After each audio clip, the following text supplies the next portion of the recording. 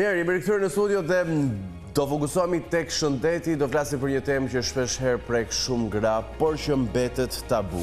Myku në zonat intime dhe disa probleme të tjera ginekologjie që në qoftë se nuk trajtohen në kohë mund të shkaktojnë pasoja serioze. Çfarë është myku, se përsëritet, si trajtohet dhe cilat janë gabimet që bëjnë më shpesh në kujdesin intim gratë dhe vajza. Në fund bisedës do prekim edhe disa tema, do thoja të rralla, as pak të diskutuara, por shumë interesante duke përfshirë trupet e mbetura në zonat gjenitale dhe pyetjen që shumë gra her pas here bën me ndrojtje se nuk arrin në orgazm. Më lejoni t'ju ngacmoj edhe pak, sepse në fund të bisedës do kemi mundësi të lidhemi dhe bëjmë një lidhje të drejtë për drejtë me Greqinë për gjithë shqiptarët të cilët jetojnë atje, për një kartë shëndeti F Club për gjithë shqiptarët që udhtojnë her pas here në Greqi apo janë rezident në Greqi. Por do e zbulojmë rrugës, në lejoni të prezantojmë të ftuarën për temën që lidhet me problemet në zonat intime, ginekologja Mimoza Keta. Dashur mirë se vjen. Faleminderit që jemi ne. Faleminderit për ftesën, po bëre një gabim në prezantim. Më thuaj. Nuk duhet thënë myku që kap vetëm femrat. Myku i kap të dy partnerët, meshkujt dhe femrat. Myku në zona gjenitale, tek të dyja gjinit. Falderit, bëmë se mirë pritur korrigjimit. Mirë, e nisim me një informacion përgjithshëm që çfarë është saktësisht myku në zonat intime dhe pse ndodh më shpesh te femrat. Ndodh tek femrat dhe tek meshkujt. Nuk quhet infeksion seksualisht i transmetueshëm, por që mund të transmetohet nga mashkulli tek femra ose nga femra tek mashkulli. Normalisht pH i vaginës shkon 4.5 deri në 5. Do të thënë ambienti të vaginës. Në vagina nuk është asnjëherë e pastër. Që do të thotë, brenda në vaginë ekzistojnë kërpudha, koke, bakterie të ndryshme, të cilat jetojnë në mjedisin e vaginës, por në një koncentrim të caktuar, duke ju përshtatur pH-it të vaginës. Normalisht myku shkaktohet, shkaktari mykut është një kërpudhë që quhet Candida albicans. Ka dhe një lloj tjetër Candide, Candida glabriata quhet, e cila dhe kjo shkakton probleme si Candida albicans. Kjo lloj kërpudhe jeton e qetë në vaginë me një koncentrim të caktuar dhe ri rehat.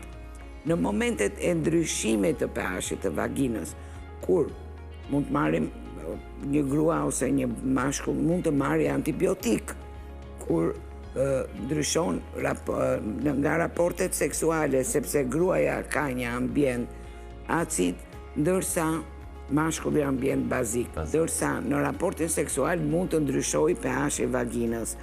Gjithashtu, në momentet e larjes vaginale, shpeshherë shumë gra përdorin dushe vaginale, marrin në farmaci larsa të ndryshëm që i përdorin brenda vaginës. Kjo sigurisht që bën të ndryshojë pH i vaginës, pra i ambientit të vaginës. Gjithashtu mundet edhe nga përdorimi i larsave të ndryshëm, të cilët nuk janë të testuar farmaceutikisht. Shpeshherë shumë vajza të reja, po e them dhe këtu në ekranin tuaj, e mora thot në filan vend, pa ditur se çfarë problemi mund të shkaktoj ky larës. Shpeshherë këto shkaktojnë edhe vaginitet e vajzave të vogla, të cilat nënat shqetësohen përse vajzat kanë kruarje, përse vajzat kanë problematika skuqje. Kjo vjen nga përdorimi i larsave intim jo të testuar farmaceutikisht. Çfarë ndodh konkretisht me ndryshimin e pH-it të vaginës në rastet që unë përmenda? Në këtë rast, këto kërpudha, Candida albicans, që gjenden në vaginë, duke ndryshuar pH i vaginës grën kokën. Në anglisht ju jeni më të rinj e dini më mirë, marrë një overgrowth, do me thënë një mbiritje. Duke marrë këtë mbiritje, ato fillojnë të japin problematika të ndryshme pa tjetër tek femra, si që janë ndryshimi i sekrecioneve vaginale. Normalisht, një vagin ka sekrecione, një grua pra ka sekrecione vaginale, por të pastra, të bardha, të cilat janë më të trasha në qoftë se ciklin do ta marrim 28 ditor nga dita e parë e fillimit të menstruacioneve deri ditën e parë të menstruacioneve pasardhëse, çfarë ndodh? Normalisht në ditët e para dhe në ditët e fundit të ciklit menstrual, sekrecionet normalisht bëhen më të trasha dhe më të padukshme, opake. Ndërsa në ditët e ovulacionit, që ndodh dita 14, 16, 17, këto sekrecione bëhen më të holla, më fluide. Kjo është periudha e ovulacionit dhe shpeshherë gratë që nuk duan shtatzani e kuptojnë vetë që në këtë periudhë duhet të mbrohen nga një shtatzani e padëshëruar. Pra, kjo është rregulli i sekrecioneve vaginale, se vagina ka një cilësi që quhet cilësia e vetë pastrimit. Do me thënë, duke nxjerrë sekrecionet, ajo pastron veten. Por, në momentet kur kjo kandida që unë thash ka marrë këtë mbiritje, gruasit ndryshojnë sekrecionet vaginale, bëhen të trasha, të bardha, si qumësh i prerë. Shpeshherë ajo thot, pse më ndryshuan, fillon të ketë djegje, fillon të ketë kruarje, kryesisht natën dhe ditën. Gjithashtu bëhet shumë e vështirë raporti seksual, ajo nuk arrin dot në të mbaroj raportet seksuale si rezultati i djegjes apo dhimbjes që mund të ketë. Pikërisht kjo mund të ndodhi edhe tek seksi mashkull që unë ja u thash. Pra, mos trajtimi për një kohë të gjatë. Do ta flas, po dua të them një herë edhe tek meshkujt. Edhe tek meshkujt. Tek meshkujt mundet që koka e penisit të skuqet, të djegi, mund të krijojë çarje të vogla, mund të krijojë pika të vogla të bardha, të cilat e shqetësojnë mashkullin. Gjatë aktit. Jo gjatë aktit, edhe mbras aktit, edhe në përditshmëri, dhe shpeshherë i thot gruas, përse mu bë kjo? Kështu që shpeshherë unë flas edhe tashmë është thyer ajo tabuja, që vini vetëm gratë. Për fat të mirë janë të informuara të dyja palët. Ashtu vinë çiftet, të cilat kërkojnë sqarim përse e kanë. Çfarë ndodh me këtë klinik që unë thash? Si mundet të diagnostikohet që kemi një myk në këtë rast? Atëre, patjetër shumë e rëndësishme është vizita ginekologjike, që do të thotë mjeku të bëj vizitën dhe të konstatoj praninë e këtyre sekrecioneve. Nëpërmjet tamponave të veçantë steril, neve marrim analizën e sekrecioneve vaginale. Sigurisht bëhet analiza e thjesht dhe kultura, mbjellja, pra, ta them shqip, mbjellja e sekrecioneve, për të parë praninë e mykut dhe sigurisht mykograma, e cila do të tregoj se cili antimykotik është më i efektshëm për të trajtuar zonjën. Kështu që në këto raste, patjetër këshillimi me mjekun ginekolog është shumë i domosdoshëm. Dhe dua të them dhe nëpërmjet ekranit tuaj, shpeshherë gratë pa ditur asgjë shohin sekrecionet, ato ankesat që kanë, sikletin, kruarje, ndimjen e tjerë që unë i përmenda, dhe drejtohen në laborator. Laboratori i jep një tampon dhe i thot shko, fute në vete dhe mere. Kjo nuk është analizë normale. Pse? Sepse ai tampon mund të takojnë në lëkurë, mund të takojnë në vende të tjera dhe sigurisht që në këtë rast gabohet diagnoza. Kjo merret, kjo analizë kryesisht merret nga mjeku ginekolog nëpërmjet vizitës ginekologjike, me qëllim që ne ta shohim qartësisht se çfarë problematike ka, sepse krahas mykut mund të ketë edhe problematika të tjera, të bakterieve të tjera, të cilat kanë marrë një mbiritje nga ndryshimi i pH-it, siç janë bakteriet gram negative etj. Në gratë që kanë myk, era është si e tharët, nuk është era e sekrecioneve vaginale kur marrin mbiritje bakterie të tjera që nuk rriten pranit oksigjenit, siç është era e peshkut të prishur etj. Por ajo thot, e ndjej veten si të tharët. Kjo tregon që kemi pranin e një myku. Sigurisht në qoftë se do flasim për trajtimin, në lidhje me trajtimin, duke u bazuar gjithmonë në analizën e mykogramës, rekomandohet të jepen të gjitha ekonazolet që janë të përshtatshme. Normalisht sot ka mjekime të cilat janë shumë të shkurtra, brenda 2 ditëve, ti gruan mund ta qetësosh. Ka përdorimi i larsave intim farmaceutik, të cilët janë protektiv, mbrojtës, me pH-in 7.ca, këto përdoren 2 pika në dorë, shkumzohesh nga jashtë, splahesh me ujë, thash me peshqir, dhe ato kanë brenda në praninë e tyre acidin hyaluronik, që ty ato krisjet e vogla që mund të shkaktohen nga kruaret e tjerë ti mbyll. Përdorimi i gjelrave, për shembull, melagioni vulvar janë gjel shumë i mirë, i cili mund të lyesh nga jashtë dhe ti ndjen qetësi. Shpeshherë mua më vin gra që kanë pasur problematika të tilla dhe thonë sa i mirë është ky larsi dhe ky gjeli, sepse unë e ndjej veten shumë rat. Doktoresha ta vazhdoj gjithë kohës dhe unë qesh larsin, mund ta vazhdoni gjelin në qoftë se keni problematika. Kjo është një pjesë. Mos trajtimi për një kohë të gjatë, edhe në rast se keni patur disa situata ku vajzat e gratë janë trajtuar vetë në shtëpi. Po jo në mënyrën e duhur. Këtë po them. Shpeshherë vinë që thonë, jemi larë me ujë me sodë. Na kanë thënë që po të hedhim një lugë sodë në ujë, mundet që të rim në ujë të ngrohtë, 10 minuta të shplahemi dhe kjo mund të qetësoj, dhe është normale, mund të qetësoj fillimisht, por kjo nuk e zhduk normalisht mykun vaginal. Shpeshherë, konkretisht dje, merdi një paciente në klinik, e cila ankonte për kruarje, djegje, sigurisht ajo e kuptonte veten e saj dhe më tha unë duhet kem një myk. Të marrim analizën, i thash etj. Me syrin tim 45 vjeçar e dallova faktikisht që ishte një kandidoz, por sigurisht analiza është ajo që e tregon saktësisht. I them, po çka ke përdorur? Tha, vajta në farmacita dhe mora një dhe më nxori një larës vaginal edhe ca ovula. Po mirë, i thash unë, ti dha farmacistja këto? Po, tha. Falni, do flas që ta dëgjojnë. Po, sigurisht. Sepse nuk dua që gratë të marrin vetë mjekime, shkatrojnë vete. Si e gabuar. Në qoftë se ti bën një larje vaginale me dushet vaginale, si që ja kishte dhënë zonjës, atëherë çfarë ndodh?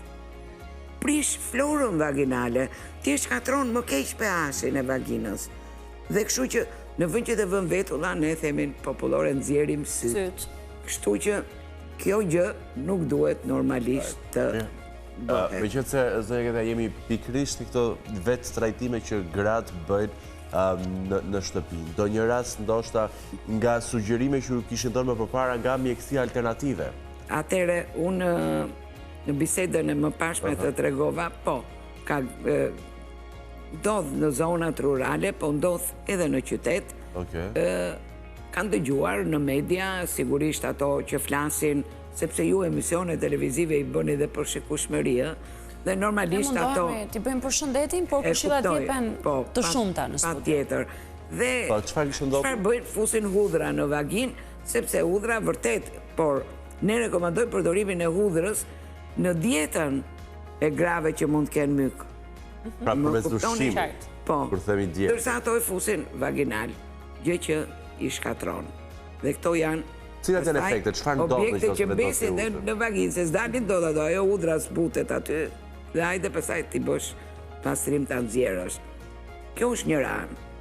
Një rast ky. Po, flas njerë kryesisht për trajtimin jo vetëm të mykut, po të gjitha infeksioneve vaginale, sepse duke marrë shkas nga myku, ndryshimi pH-it të vaginës mund të japi shtim të sekrecioneve, bëhen të ujshme me erë, shpeshherë gratë drejtohen duke thënë më vjen erë vetja, nuk duroj dot veten. Në këtë rast kemi të bëjmë me një vaginozë bakteriale, e cila shoqërohet edhe me mykun. Pra, në këtë rast e trajtimi me ovulat kombinuara duhet të ekzistoj patjetër. Por dua të theksoj që të ma dëgjojnë të gjithë, ka 2 trajtime. Trajtimi parë, që ne i themi trajtimi shfarosës, e zhdukim sëmundjen, por mbas 2 muajsh ose mbas 1 muaj, pacienti a rikthehet prap dhe thot, më filloj prap. Pra, në këtë rast, ne nuk kemi dhënë atë trajtimin e dytë që quhet trajtimi parandalus. Që do të thot, trajtimi për 2 ose 3 muaj rresht, me një lloj ovuli, i cili mund të përdoret shumë kollaj, ky lloj trajtimi bën që te gruaja të mos përsëritet më ky lloj infeksioni.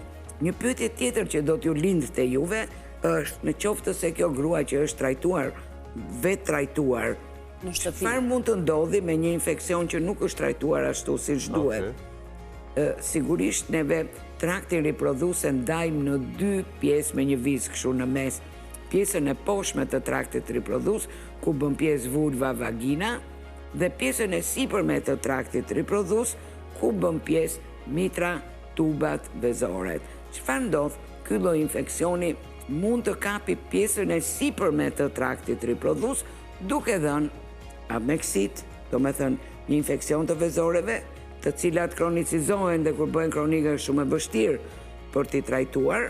Shpeshherë ka gra që e kanë këtë lloj infeksioni të tillë janë të qeta në momentet kur fusin duart, në ujë të ftohtë, kur ftofen koha, kur ftofen këmbët e tjerë, ato ju rifillon. Pra kjo tregon, ne themi aneksitis kronika riakutizata, do me thënë e riakutizuar, që tregon që ky infeksion ka rishfaqur përsëri. Mund të kapi indin lidhor ku mbështetet mitra, që ne i themi parametra, duke e infektuar atë gjithmonë kur vjen shpreha ajo fundorja itis, do me thënë parametritis, do me thënë një infeksion i parametrave. Mund të kapi tubat, duke kapur tubat e fallopit ku del ajo veza e bukur që fekondohet me spermatozoidin dhe ndodh shtatzania për shembull te gratë aq e dëshëruar, normalisht to tuba sëmuren dhe nuk kanë më mundësi dhe shpihen në sterilitet. Prandaj, duke pasur parasysh këto pasoja që unë thash, domosdoshmëri është këshillimi me një mjek ginekolog. Dhe thirrja që bëj, në qoftë se keni problematik me sekrecionet vaginale, patjetër duhet të drejtohen tek mjekët ginekolog. Asnjëherë farmacistët. Farmacisti është, ne në recetë shkruajmë recipe, do me thënë rëpë e kënë, qoftë se keni vënë re, merë, i themi farmacistit, merë, dhe i themi merë këtë medikament, da signa, do me thënë, jepe dhe shëno, 2 herë nga 1 në ditë. Pra farmacistit duhet zbatoj atë që ne i themi, jo vajtëm ne dhe t'japim sugjerime të kësaj natyre. Më kuptoni, do me thënë, sepse kjo ndodh rëndom, dhe ju falenderoj që më thirrët për këtë problem që unë ngrita për të, do me thënë, gjithmonë për të sensibilizuar masën e grave dhe të meshkujve. Tashti dhe për meshkujt, ta vazhdoj dhe për meshkujt, sepse tash më thash është thyer tabuja dhe drejtohen në çifte. Çfarë ndodh për meshkujt? Shpeshherë gruaja thot, edhe partneri ka këto gjëra, atëre duke i bërë analizën gruas, unë e kuptoj shumë mirë se çfarë lloj antimikotiku mund të marri.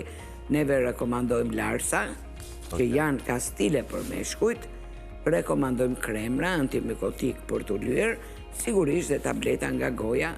Për luftuar mykun në rrugë internale të brendshme. Dhe sigurisht të dy partnerve ju sugjerojmë patjetër dhe trajtimin parandalues, që të vinë dhe kjo situatë mos të përsëritet më. Duke qenë se besoj jemi në fund të bisedës, një koment të shkurtër të donim nga zonja Keta, e përmendi dhe Syriani në prezantimin që bëri të tematikës, ku për fat të mirë kemi kulturë çiftet vinë të dy dhe flasim për problematika që mund të lidhen me mykun dhe infeksion, por nga ana tjetër ka shumë vajza dhe gratë të cilat nuk arrin kënaqësinë seksuale. Është kjo si pasojë e këtyre infeksioneve të patrajtuara? Jo vetëm kjo, por sigurisht infeksionet e patrajtuara e shkaktojnë atë që ne i themi dispareunia, dhimbjet gjatë raporteve seksuale, por edhe në jetën e zakonshme. Një pjesë e mirë e grave nuk e ndjejnë orgazmën, pra nuk e ndjejnë kënaqësinë seksuale. Sot ka ardhur koha që çiftet të jetojnë lirisht jetën e tyre. Në tregun farmaceutik shqiptar ka dalë një medikament shumë i mirë, Gjimfill quhet, i cili mund të merret është tablet, që jo vetëm të lëngëzon dhe të mban mirë organin genital, por sigurisht që në qoftë se ti e përdor për 6 muaj rresht, do të arrish atë që ke ndëruar dikur. Dhe kjo më ka ndodhur, një mësuese letërsie, më vjen do më dëgjon në një emision si që po flasë me juve dhe më vjen me lotë në sy. Kam 2 fëmijë, tha, partnerin e dua shumë. Mos ju zgjata ndoshta. Jo, mund ta tregoni historinë. Unë tha nuk e kam dirë kur, tha, kënaqësinë si mbyllen syt. Orgazmon pra. Po, të ndëgjova aty, tha. E thash si mbyllen syt që të më dëgjoj se orgazm shumë njerëz që e dëgjojnë nuk e kuptojnë. Okej. Ato kënaqësinë sublime. Po. Dhe kjo vinte si pasojë një bisede që ishte dëgjuar në ekran. Po. Po? Dhe çfarë të bëj? Sigurisht i bëra dhe ca analiza hormonale për të parë gjendjen e tjerë, gruaja ishte mos e normal. Trajtimi me medikament që ka hyrë në Shqipëri është shumë e mirë, i thash përdore. Mirë, tha, bas 3 muajsh, më merë në telefon, ishte ora 11:30 natës, dhe më thot, më në fund, thot, jam kënaqur. Faleminderit, i thash, ajo qante dhe thoshte, unë shpjegoj Naimin, shpjegoj Samiun, më vjen aq bukur pse të mos ndjej kënaqësinë time. E dashur, një pyetje e fundit, sepse kuriozitetet dhe historitë e këtilla janë gjithmonë me interes. Sa shpesh ndodh që në vaginën e vajzave shqiptare të ketë objekte të ngecura si tampon, mjete kontraceptive, por her pas here edhe lodra seksi? Jo, zakonisht lodrat e seksit janë më tralla, por ajo që ngel në vaginë mund të jenë prezervativët. Okej. Kjo ndodh. Edhe ndodh sepse për të bartur një marrëdhënie të mbrojtur, vë prezervativin partneri dhe pastaj në një moment të caktuar, sepse normalisht ai duhet ta heqi në një moment të caktuar, çfarë ndodh? Prezervativi ngel në vaginën e gruas. Dhe mua më janë drejtuar shpeshherë duke thënë që ta më ndihmo për ta hequr prezervativin. Ndërsa për lodrat e seksit sot ka plot, mund t'i marrin. Janë raste më të rralla. Janë shumë të rralla. Por besoj në qoftë se vjen puna në praktik dhe përdorim, tani më nuk është me një tabu apo jo në Shqipëri, përdorimi këtyre të fundit. Absolutisht jo. Sot më përpara kur u futën këto, unë kujtoj që ati zotërisi dogjën dhe dyqanin, se thoshin pse i ka futur e tjere. Morale për kohë. Po, ndërsa sot shumë herë ne i përdorim edhe për trajtimet e vajzat që nuk kanë vagin, kur bëhet vagina artificiale për shembull, përdorimi i këtyre të fundit është i rekomanduar, patjetër që vaginat mbetet e hapur. E qartë Jaketa, ne të falenderojmë njerëzit shumë për kohën, mendimin dhe për kontributin që jep qoftë në profesion edhe qoftë në ekranet shqiptare për Nuk falenderoj dhe nëpërmjet jush tregoj që jam akoma gjallë. Me shëndet e mirë dhe falë Zotit. Faleminderit shumë të gëzoni shëndet. Ndërkohë ne do vijojmë vetëm pas pak.